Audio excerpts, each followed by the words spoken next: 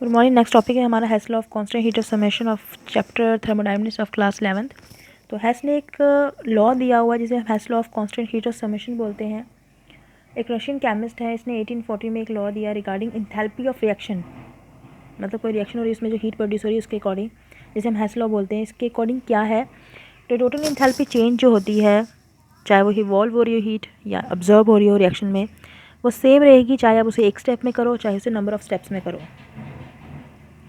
इसका मतलब है कि when reaction is carried out, जब रिएक्शन होगी more than one steps, the net enthalpy change is equal to sum of enthalpy change for individual steps. मतलब कोई रिएक्शन हो रही है, हम कोई चीज़ बना रहे हैं, ए टू सी बना रहे हैं, तो हम सीधा ए टू सी बनाते हैं या ए टू बी, बी से सी बनाते हैं, तो उसकी जो एनर्जी होगी वो सेम होगी, चाहे आप उसको स्टेप्स में करो रिएक्शन को, चाहे आप उसको एक स्टेप में करो। जैसे पाथ ए में दिया हुआ है, ए से बी बन रहा है, एंथैल्पी चेंज H1 हो रही है, ए से सी दे रहा है तो एंथैल्पी चेंज H2 हो रही है, तो सी टू बी बन रहा है, एंथैल्पी चेंज H3 हो रही है। The above change have been shown, इस तरीके से दिखाया जाएगा, A to B H1, B to C H3, A to C H2। अब हेस लॉ के अकॉर्डिंग डेल्टा H जो होगी वो दोनों का सब, मतलब डेल्टा H1 जो होगी वो H2 प्लस डेल्टा H3 होगी। मतलब एक कोई भी रिएक्शन आप कर रहे हो, चाहे उसे सिंगल स्टेप में करो चाहे आप उसे नंबर ऑफ स्टेप्स में करो, एनर्जी जो उसमें इन्वॉल्व होगी वो सेम रहेगी। अब यहाँ पे इसकी एप्लीकेशन क्या है, the Hess law enables to calculate the enthalpy change of such reaction which can't be carried out practically. मतलब कि हम उस चीज़ की भी एंथैल्पी निकाल सकते हैं हेस लॉ से जो हम प्रैक्टिकल नहीं कर सकते हैं। चलो देखें कैसे करते हैं।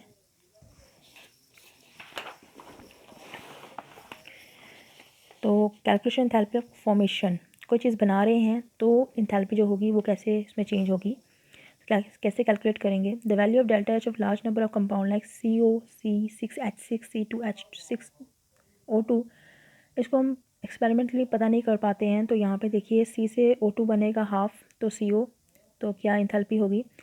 अब हेस लॉ साइक्लिंग इन्वॉल्व जैसे कैसे होगा, C से O2 तो H1 CO2, C से O2 CO plus half O2, इतनी एनर्जी हो रही है, तो डेल्टा H क्या होगी इस दोनों का सम। तो उन्होंने बोला अगर C से O2 बन रहा है तो CO2 बन रहा है तो डेल्टा H1, CO2 से CO प्लस हाफ O2 बन रहा है, मतलब CO इसको बन रहा है तो डेल्टा H2। तो यहाँ पे जो होगी, अगर आप इसको सिंगल स्टेप में लो या दोनों को सम करके लो, वो दोनों क्या होंगे, सेम होंगे। जो यहाँ पे दिया हुआ है 393, डेल्टा H1 क्या है 393, डेल्टा H2 कितना, इतना, तो वो दोनों सेम रहेंगी। अब एंथैल्पी ऑफ फेज ट्रांजिशन, मतलब फॉर्म में चेंज करना, सॉलिड से लिक्विड, लिक्विड से गैस, जो भी बनना। Enthalpy of transition reaction such as SM to SR और C diamond, C graphite can be calculated by using Hess law। तो this process being a slow can't be realise in practice, मतलब ये काफ़ी सा slow process है। तो इन्होंने बोला कि इसकी भी हम क्या कर सकते हैं, जो डेल्टा एच होगी वो क्या करेंगे, दोनों की कैलकुलेट करेंगे, प्लस करेंगे तो हमें मिल जाएगी। तो enthalpy of hydration,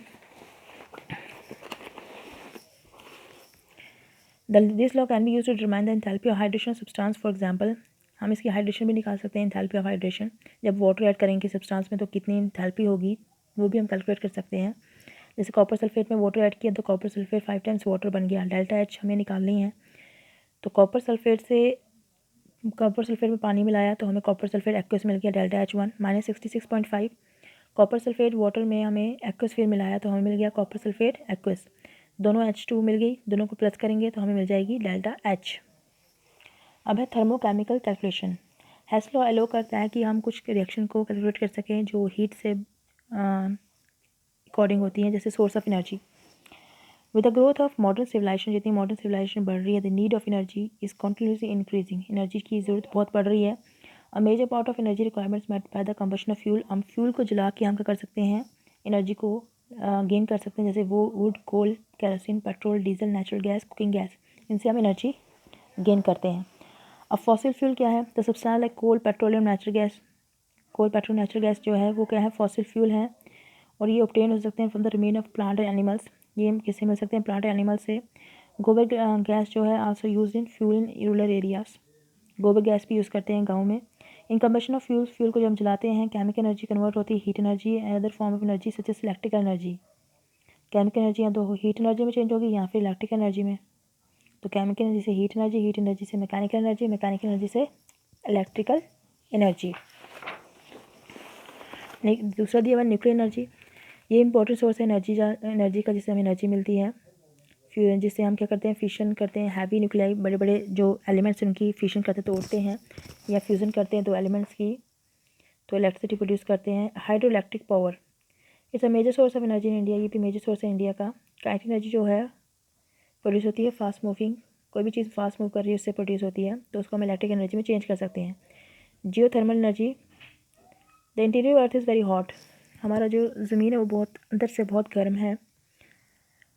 hot gases है, hots means rush of the earth in the form of geysers, तो गर्म पानी, अब गर्म हवा जो है बाहर निकलती है गर्म पानी की फॉर्म में, जिसे जियोथर्मल सोर्स बोलते हैं।